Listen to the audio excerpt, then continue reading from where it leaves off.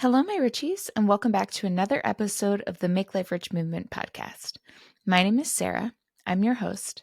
And in today's episode, we are going to discuss the imposed mythology of self, stories we live by, and how to rewrite them.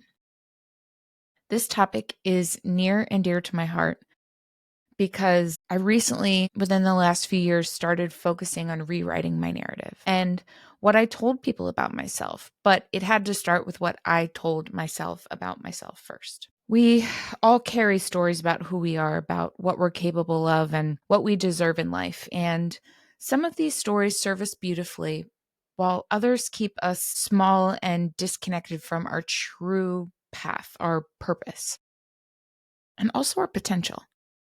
So, today we're going to explore how to recognize that this is something that you're doing to yourself, understand where these limiting stories come from, and most importantly, we're going to learn how to rewrite them in ways that are not only allowing us to live from a place of more freedom and purpose, but joy, allowing joy and peace to creep into your life because you are living in alignment with who you are, who you're meant to be, and you are not only accepting of that, but you are able to share that with others in a way that allows them to get to know you authentically as well. So let's dive in.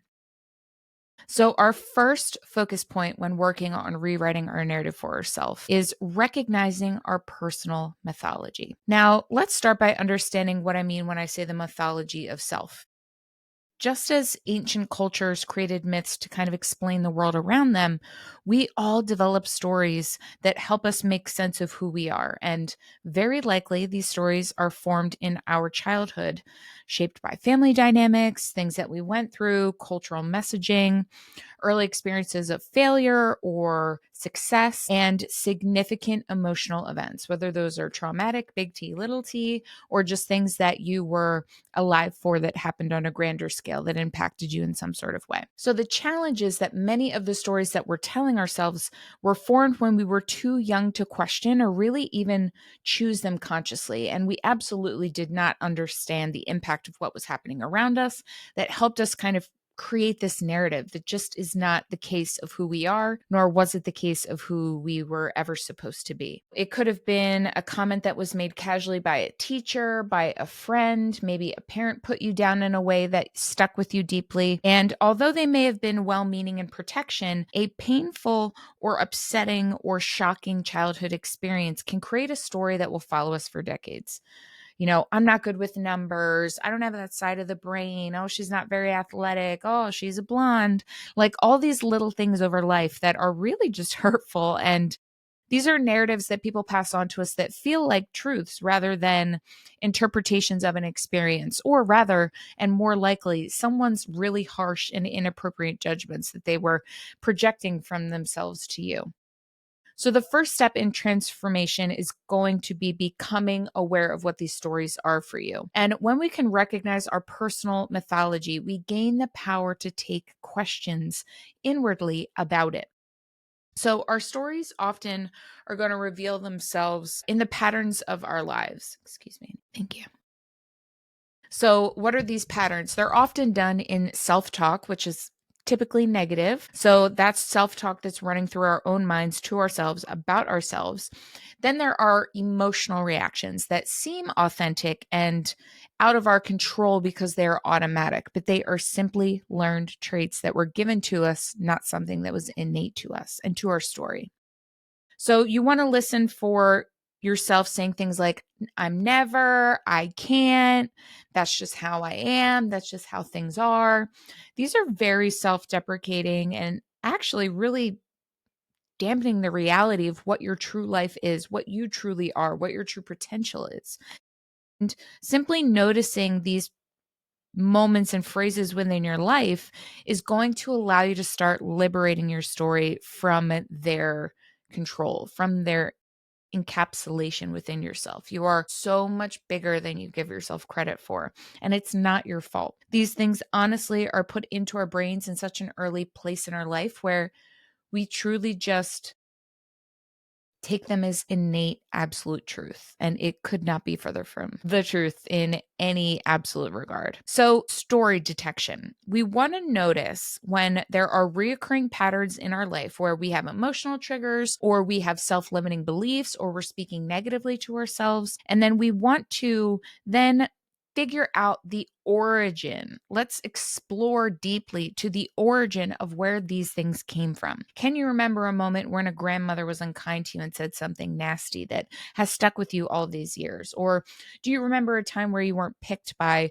other children in your class to be a part of an activity and that made you feel left out and unwanted and not a cool kid? You want to reflect on where and when these stories began for yourself, the family messages, the cultural experiences, or these significant experiences with others that were directly relating to who you thought you were as a person. Then we want to have an impact assessment. We want to consider how these stories have shaped our choices, our relationships, our career paths, the opportunities we've approached or avoided. All of it is embedded in the stories and the way that we feel about ourselves. And oftentimes these stories are given to us so early on that we then believe that it is truly who we are. And we allow it to be not only the narrative for our life, but we allow it to make our brain take on certain choices that we normally would not be going for because they might be safer or they might be in the wrong direction of where your true purpose is leading you. So it's really important to do this work. And it may feel extremely overwhelming at first. It certainly did for me. But my God, I have never been more thankful to myself for taking the time and the painful moments with myself to just really dissect about where these thoughts of myself came from and then give them back to that person by just simply relinquishing them from my habits and the way that I think and feel about myself.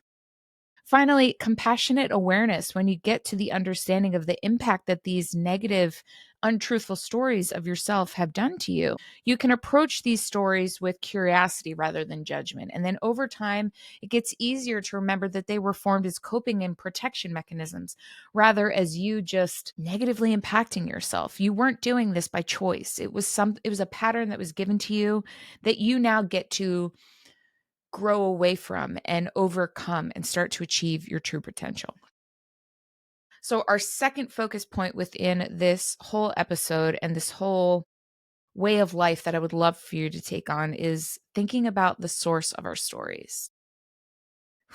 Our personal mythology doesn't emerge in isolation. This is not something we created for ourselves. If we were born on an island alone, you know what? It'd probably be a very true experience of who we find ourselves to be because we'd only have ourselves to interact with. And that would leave us with no choice but to get to know who we are pretty quickly. It's shaped by multiple layers of influence, whether that's through people or circumstances or situations. And many of these things are operating beyond our conscious awareness, whether it be family systems that are providing our first and most powerful stories about how and who we are and how we feel about ourselves and what we can expect from life. It's not always about who you are. It's maybe what you expect is your outcome because of what had happened to your parents. Like, oh, the family curse, or we're followed around by a black cloud, or must be nice, or they're always having good things happen to them, but not us. Like, I know you've heard that. It's a very common way of thinking for a certain generation of parents that have raised a certain generation of people. And, we don't need to carry that on with us. These messages, although become immediately woven into our sense of identity and reality before we even have the capacity to question them, we need to take a look beyond our family and our cultural context and see where there is another level of storytelling. Media representations, religious teachings, social expectations based on your gender or your career path or your income level or your class. All of these are creating powerful narratives about what your access to success or failure looks like. Who deserves success and failure? Who deserves to feel good about themselves and bad about themselves? And how we all should live based on all of these predicated beliefs that are not ours, completely heaved upon us by others. And often our stories are so pervasive. They literally deeply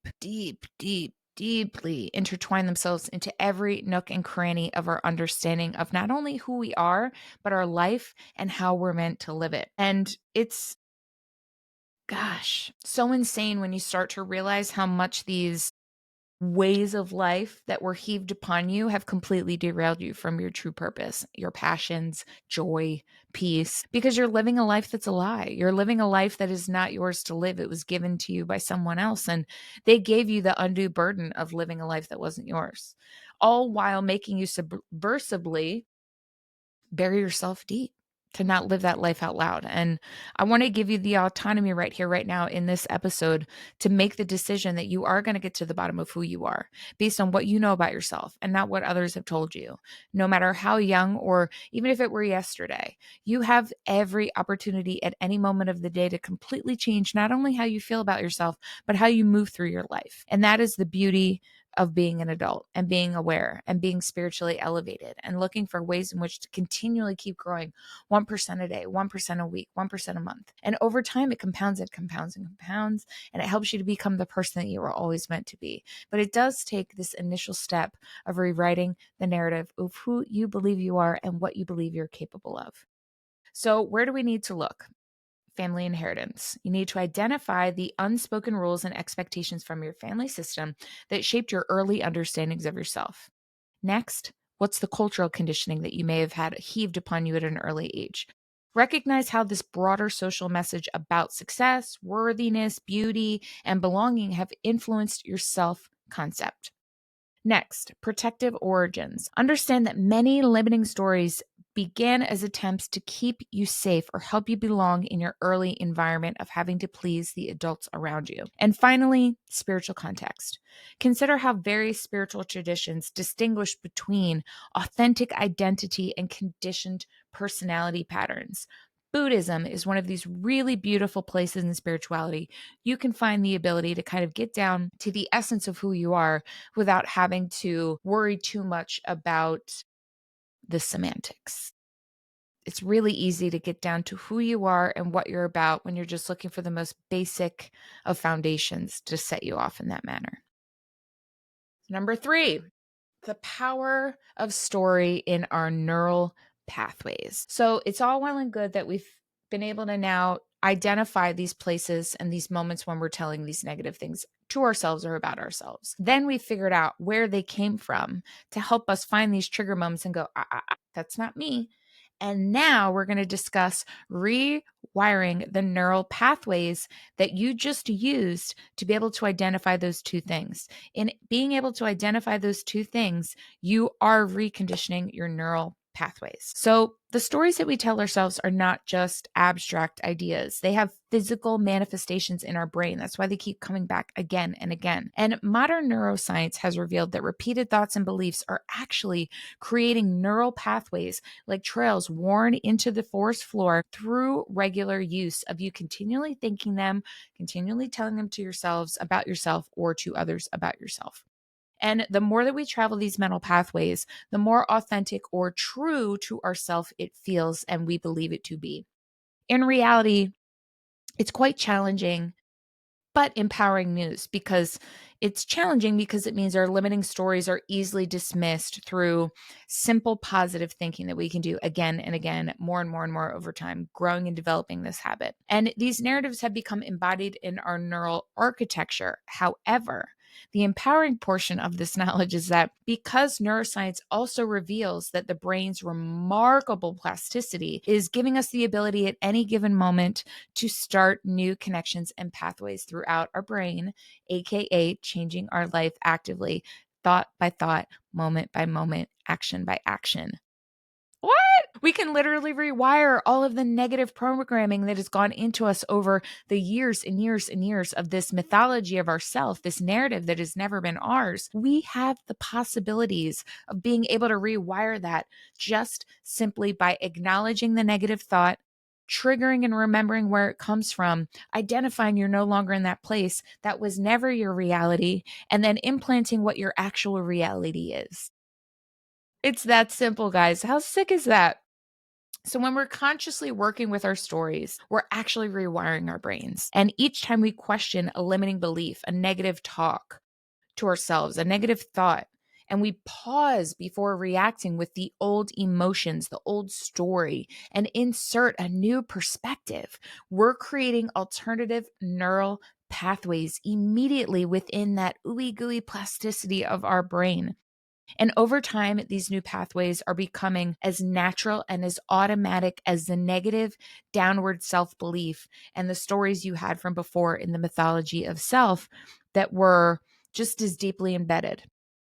This biological understanding gives us not only the patience with ourselves for this rewiring process, but it kind of lets us know that change is not instantaneous. The decision for change is instantaneous. The decision for the change of our brain is instantaneous, but the actual rewiring of the brain does take time. And with any practice that you're adding to your life, this is, much like any new skill, each moment of awareness is strengthening new neural connections and getting you closer and closer to your new authentic narrative and feelings and mythology of self rather than the old limiting ones that were never true and never yours to begin with.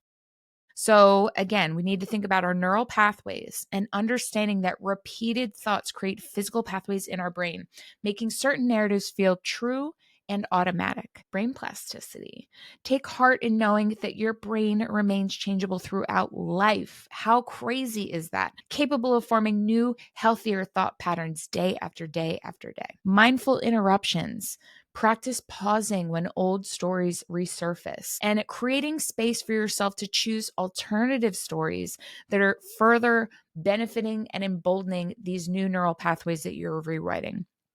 And consistent practice. You want to approach rewriting your neural pathways and your skills as a skill building exercise that's going to strengthen you over time with regular attention and patience and honestly some love. It does turn into a little bit of a game and you kind of feel like you're hacking your life after a while because you begin to notice that in rewriting the mythology of self for yourself, you're opening up a brand new world of possibility that is truly interacting with your purpose and your passion and the newfound joy that you have for your life and the way that you can rewrite it for yourself, literally up here with your thoughts and of feelings, redirecting to healthy feelings, not allowing the negative feelings to cloud the body, cloud the self, cloud the mind, cloud the heart.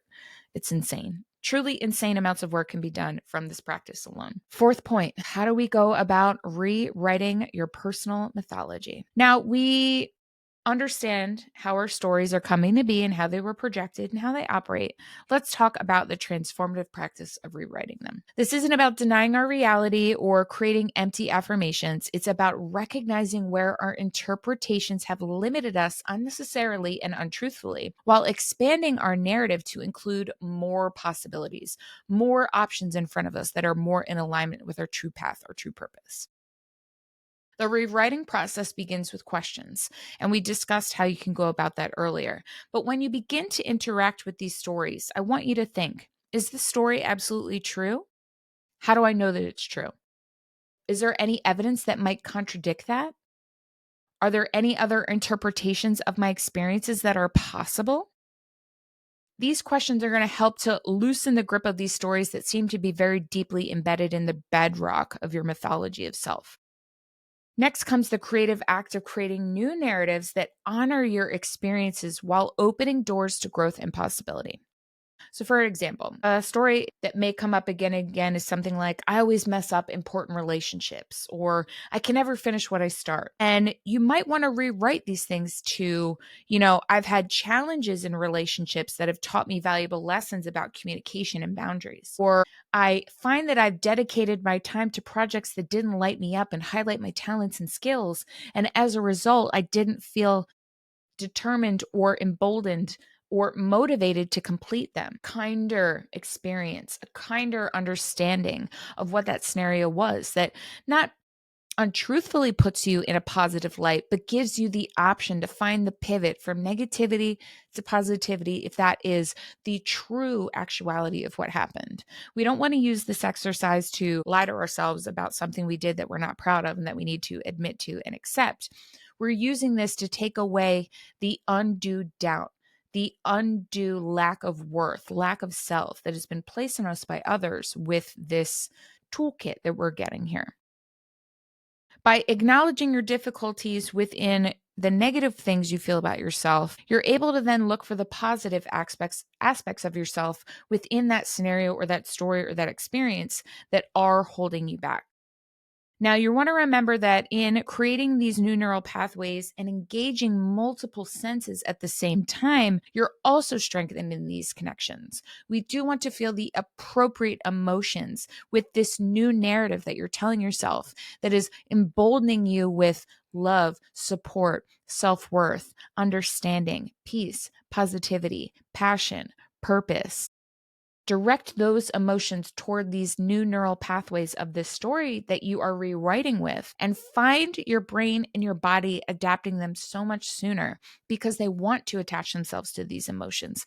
And they like the idea of you rewiring and creating deep grooves that are leading you to this emotional outcome time after time. It will truly change your life. It will truly draw in positivity, peace, joy, love if you allow it to. Question and investigate. Challenge your limiting stories with gentle curiosity. Look for exceptions, alternate perspectives, and broader context. Then, some compassionate reframing. Create new narratives that acknowledge challenges while emphasizing learning, growth, and future possibilities for yourselves. Give yourself the out from the negative directly into the positive. Embody this practice. Ground new stories through physical practices like meditation, journaling, movement, symbolic rituals to yourself, and emboldening these experiences with physical emotions that feel more aligned with your new narrative. And community support. Gosh, share your rewriting journey with friends because I guarantee you they need to do this work as well. And if you trust others, they're going to be able to offer you perspective, encouragement, and witness your evolution, and it may inspire them to do the same. Now, finally, how do you live from your authentic story? As you become more skilled at recognizing and rewriting these limiting beliefs, these limiting stories, something profound begins to happen. Beneath the layers of this conditioned existence that you have been put into with these narratives that are false, an authentic story starts to emerge. One that you don't even find yourself needing to think about. It just becomes how you feel about yourself, and it just becomes the way you explain your life to others. It's going to be a beautiful life and one that aligns with your deepest values and truest nature. It's going to feel so special, so purposeful, and so divine. And this authentic story isn't about perfection or endless achievement. It's just simply about embracing the wholeness of you, the good, the bad, your gifts, your limitations, and your wounds and your wisdom and the suffering and the sweetness that came from that suffering and how it's made you you. And living from your authentic story means approaching yourself with tremendous gentleness, tremendous amounts of grace. Old narratives are going to resurface over time. Healing is not linear, and this is absolutely a healing journey. And you need to be kind to yourself. You need to loosen the grip of these limiting beliefs over time and allow your authentic voice to become stronger and stronger. This process deeply connects with your spiritual journey and your spiritual wisdom as well. And many spiritual paths speak of connecting and uncovering our essential nature with the truth of who we are rather than letting ourselves squander away because we didn't feel ready and we allowed these negative limiting beliefs to truly rule our life. My goodness. So, how do we go about living this life? It is an ongoing practice. You want to approach every story rewriting as a lifelong journey because life is not a destination. It is a day in and day out growth pattern, and being patient with yourself while you're changing old patterns over time because you're going to keep growing and elevating. You're going to hopefully keep evolving away from one story to another that is just continually taking you further and further along the path. You want to value your alignment and choose values that are in alignment with who you are. Ensure that your new narrative reflects your deepest values and authentic aspirations rather than simply replacing with one external standard for another. You want to celebrate and have some deep gratitude here, guys. Acknowledge your growth and the wisdom gained from all parts of your journey. This is incredibly intense work and it takes a long time, which means you are dedicated to doing this. This is not a, like quit in a month thing. This is a lifelong habit that can truly change your life and the trajectory of it if you allow it to. And finally, spiritual connection. Notice how your authentic story naturally connects you to something larger than yourself. And whether that's nature, community, or a sense of universal consciousness or God, believe and know that this new mythology of self is going to take you higher and higher and connect you deeper and deeper with the source, the creator, the one that has put you here and made you. And my God, are you going to love it so much? My Richies, this was absolutely a mouthful. I hope that you are really emboldened to take this next step, if this is something that you're like, oh my gosh, I love so much, and you would love to tell me about it, feel free to DM me. You can email me. It's in the show notes. It means so much to have your time and attention. I am just so absolutely grateful. And I want to close today's exploration of the stories that we live by reminding you that this work of recognizing and rewriting your personal mythology is both profound and practical. It happens one thought, one moment, one choice at a time. And this week, I invite you to begin noticing the stories you tell yourself about who you are. I want you to listen for those absolute statements that aren't true, those fixed beliefs about your capabilities and your worth. They're liars. They're trash. It's time to sweep them out. And when you catch one, try writing it down and then gently ask, is this absolutely true? How do I know? What other perspectives can I insert here to help me to further round out this experience to be one more in alignment with my true mythology of self? Remember that the goal isn't to create a perfect story or to deny your real challenges. The goal is to open up possibility where your stories have created limitation and to find freedom where further and in the past there has been what you thought could only be confinement. And every time you question a limiting belief or practice or a more empowering narrative, you're literally rewiring your brain and expanding your life. I would love to hear about your experiences with recognizing and rewiring your stories. You didn't write the original stories alone, and you don't need to rewrite them alone either. Consider sharing this journey with your trusted friends, a therapist, a spiritual director, or a coach who can offer some perspective and support. Until next time, may you approach your stories with curiosity and compassion, knowing that each moment of awareness, you're creating new possibilities of freedom, connection, and joy. Thank you for joining me today. And as always, make life rich.